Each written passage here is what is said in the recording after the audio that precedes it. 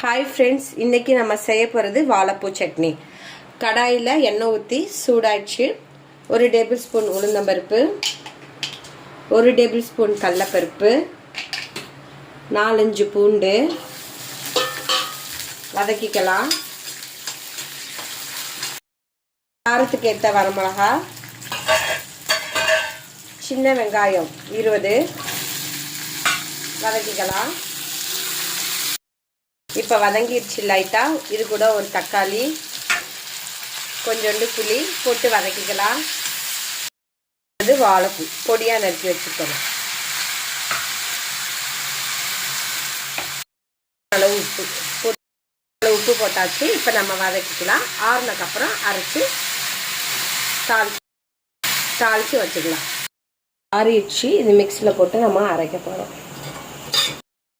எண்ணெய் காஞ்சிருச்சு. கடுகு உளுந்து போட போகிறோம். வெடிச்சக்கப்புறம் கருவேப்பிலை போட போகிறோம். சட்னியோட போட போகிறோம்.